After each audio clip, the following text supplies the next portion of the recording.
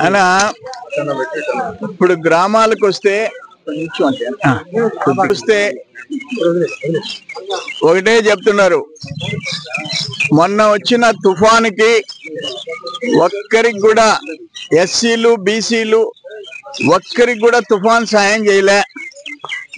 అటు రైతులు దెబ్బతినిపోయినారు, పేదోళ్ళు 2 వారాలు పని లేకుండా ఆగిపోయినారు.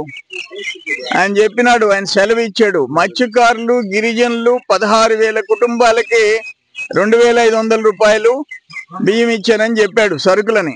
అది కూడా మోసమే. దాంట్లో కొంతమంది గిరిజనులకు కూడా ఇవ్వలే.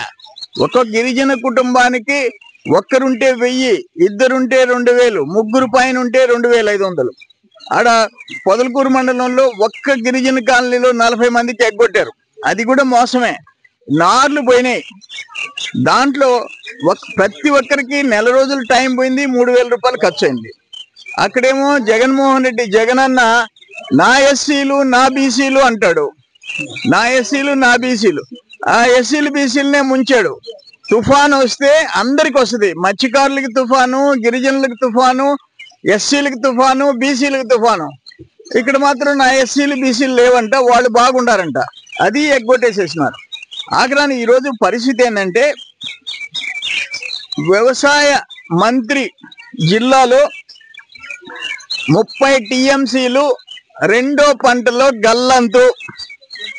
ఓ పక్కన వ్యవసాయ మంత్రి, ఓ పక్కన ఆయన ఇన్ఛార్జ్ మంత్రి అంబటి. ఆయనకి అసలు టైమే ఉండదు. మన జిల్లాలో కనీసం 30 టీఎంసీలు గల్లంత అయినాయంటే ఒక అరగంట సమీక్ష చేసే ఓపిక ఆయనకి లేదు.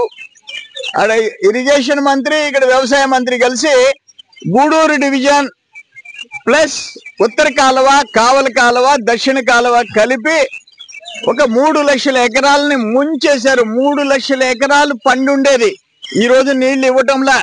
దానివల్ల ఇంచుమించు ఎంత నష్టం? 30 టీఎంసీలు ఎకరాకి 3 టన్నులైనా 9 లక్షల టన్నులు.